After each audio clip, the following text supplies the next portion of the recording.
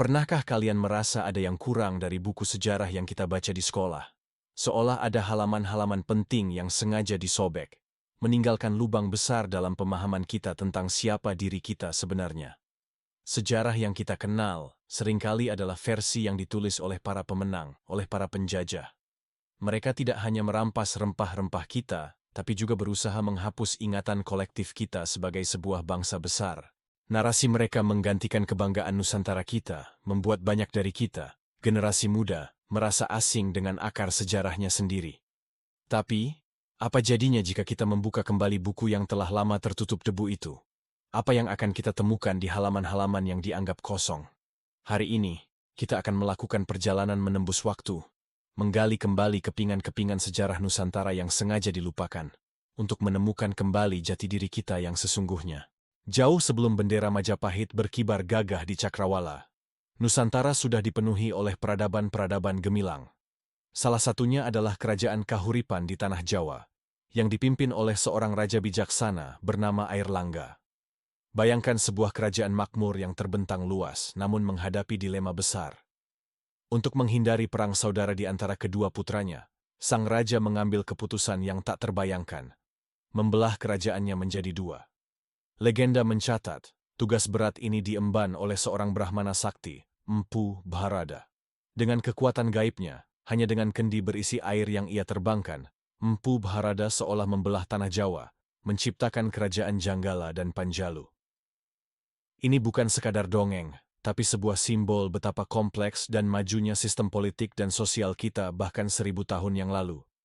Kisah seperti ini seringkali hanya menjadi catatan kaki, padahal ini adalah bukti kebesaran peradaban yang seringkali dikecilkan dalam narasi sejarah dominan. Sekarang mari kita langkahkan kaki kita dari gemerlap Istana Jawa ke medan pertempuran yang jarang tercatat dalam buku sejarah nasional.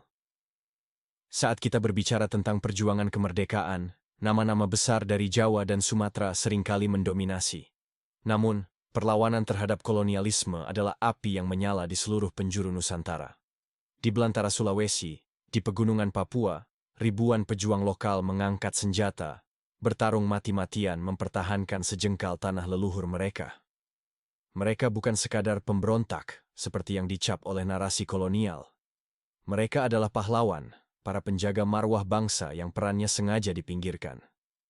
Perjuangan mereka, darah mereka, adalah bagian tak terpisahkan dari fondasi berdirinya Indonesia.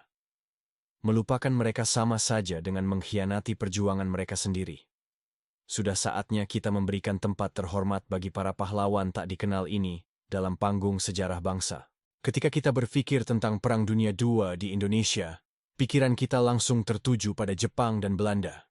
Tapi bagaimana jika saya katakan, ada pihak lain yang terlibat, yang kehadirannya seolah dihapus dari memori?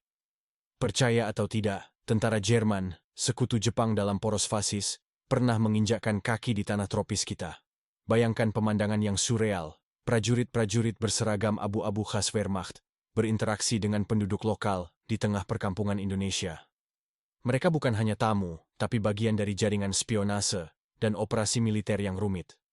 Kehadiran mereka membuka sebuah bab yang sama sekali berbeda tentang posisi Indonesia dalam kancah geopolitik global saat itu. Ini adalah bukti bahwa sejarah kita jauh lebih terkoneksi dengan dunia luar daripada yang kita kira. Fakta-fakta mengejutkan seperti ini seringkali disembunyikan, mungkin karena tidak sesuai dengan narasi sederhana yang ingin dibangun.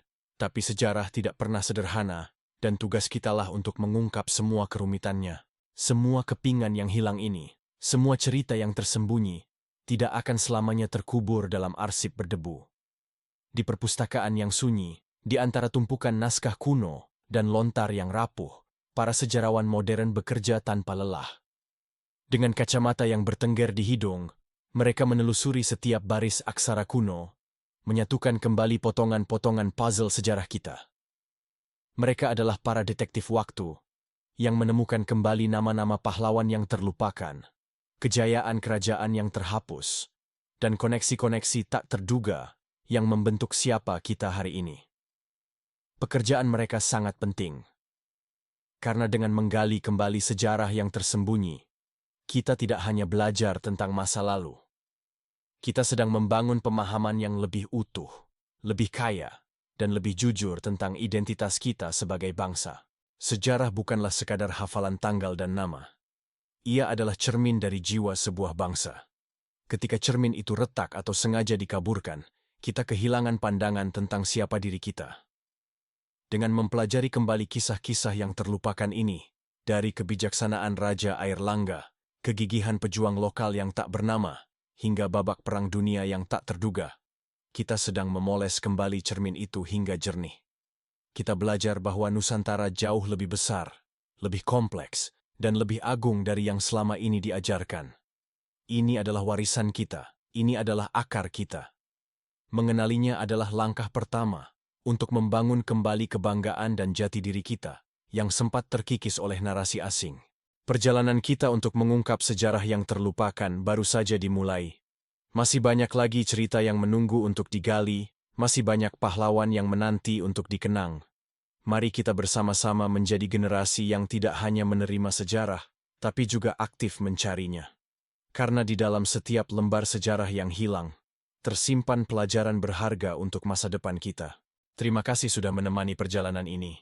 Jika kalian merasa tercerahkan dan ingin terus menggali harta karun sejarah Nusantara bersama kami, jangan lupa untuk menekan tombol like, bagikan video ini ke teman-teman kalian, dan yang paling penting, subscribe channel ini agar tidak ketinggalan petualangan kita selanjutnya.